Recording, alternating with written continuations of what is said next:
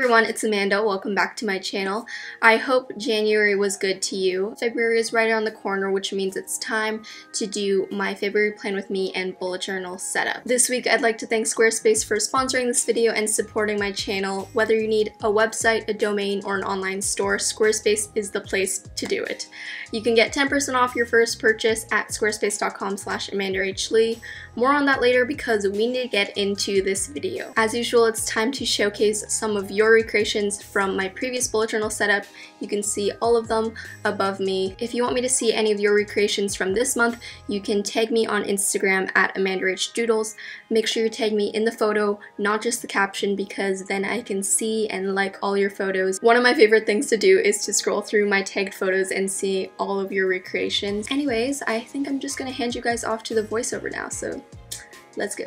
Alright, so just a warning, you guys are going to be seeing a lot of hearts and a lot of pink in this video because that's my theme for February, very Valentine's Day inspired. Even though I'm very single, I decided that didn't mean I can't enjoy a nice Valentine's Day bullet journal theme.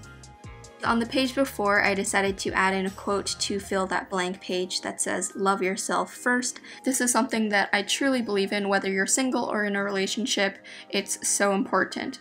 Anyways, I really love how my cover page turned out. I wanted, of course, to incorporate the heart theme, but I didn't want it to look tacky or too in your face. So hopefully I accomplished that and did Valentine's Day in a cute and sophisticated way. For my monthly log, I decided to try out a different layout.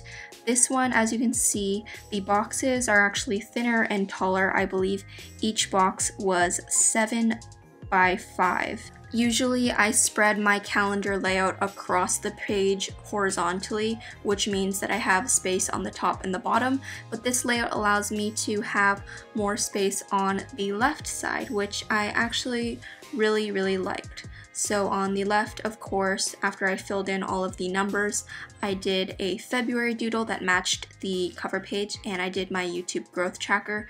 By the way, the color that I'm using is just a Crayola Super Tips marker. I love this coral pink shade.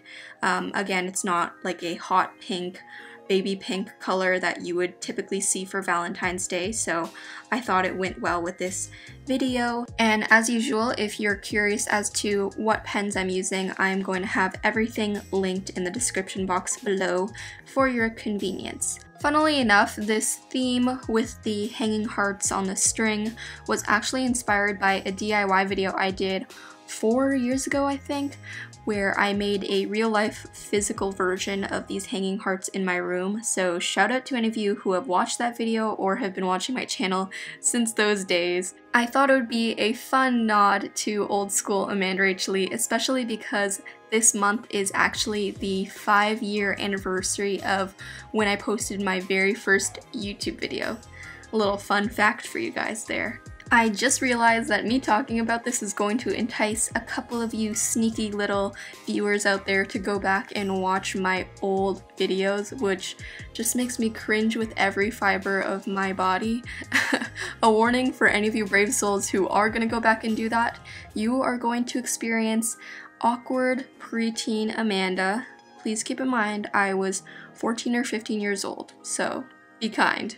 Enough about my fetus days and back into this video. For my habit tracker, I decided to try something a bit different this month and do multiple habit trackers. As you can see, I split up what I normally squish together on one chart into separate boxes. You're gonna see later that I numbered each mini box, and basically every mini box represents a day, and every day you'll fill it in if you actually did that habit. My hope is that this way of tracking habits is going to be a lot more efficient and telling because I'll be able to see how I did for each category. So for example, if my eating healthy box is a little sparse, I'll know that for next time I should try to focus on that more, and the goal is to fill in as many boxes for each category as possible.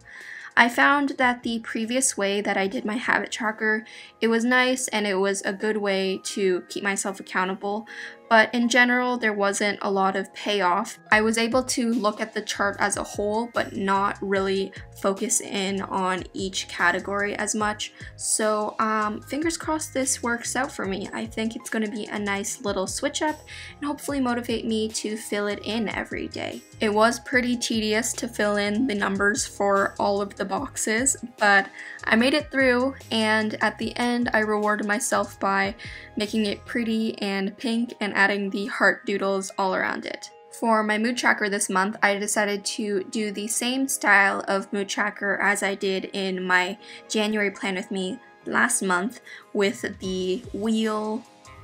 I don't even know how to describe it, but a lot of you were asking me how this works. Basically, every single dot represents a day, and I have lines sprouting out from each of them in a sunburst pattern, and every single day I'll draw a line. A longer line represents a happier day, and a shorter line represents a not so happy day.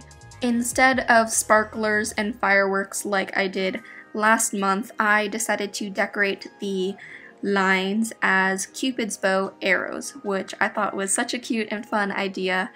This was honestly my favorite page and spread to do last month, so I highly recommend it if any of you have been struggling with your mood trackers. There's a bit of empty space at the bottom, so I continued with the string of hearts, and that's it for this mood tracker. If you're still confused as to how to fill it in, I did post a picture of the finished spread on my Instagram, so you can go check that out. But anyways, for my expense tracker, nothing special, exact same spread. This spread has probably been the most consistent throughout all of my monthly setups, although I am trying to think of different ways to upgrade it and make it a bit more effective for my life, because I have been finding that I've been slacking a little bit on the expense tracking, and maybe that's because I haven't found it as useful anymore. And as I always say, if a spread is not adding value to your life, then switch it out. So next to it, I have my video planner page. This is actually a spread that I really enjoyed from last month. It was nice to have a page with no structure where I could just dump any ideas or lists that I had that are video related. So I think I might implement more of these categorized brain dump pages into my bullet journal more, because I have been loving them. And finally, for my weekly spread, I decided to go back to an oldie but a goodie. If you guys have been watching my bullet journal setups for a while, then you've probably recognized this, and that's because it is one of the OG spread layouts. I split up the page. I think between each day there was 8 dot spaces. And then underneath each day of the week, I did one of those scribble circles, as I like to call it, that match the cover page for February. And then inside, I'm going to be putting the number and of course decorating it with a whole bunch of hearts. The trick that makes it look not as simple and basic is the decorations that you add. So you can add any little personal touches that you want depending on your theme. Of course, I'm going for the hearts. And then, as you guys know, I like having a designated area for my events and appointments. But instead of doing a sidebar or a bottom bar, I just decided to run a straight line right through the boxes. We're keeping it simple.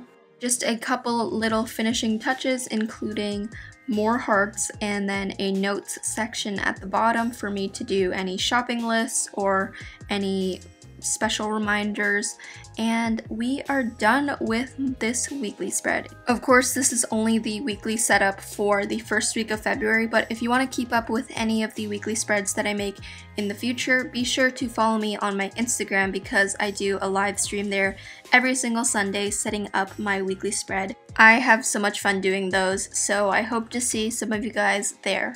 But anyways, here is the final flip through of my February 2018 bullet journal setup. Hopefully I did the Valentine's Day theme justice. But anyways, I'm going to pass you guys off to the outro. Stay tuned. Alright everyone, so I hope you enjoyed my February plan with me and bullet journal setup. I wore this pink shirt specifically for this video.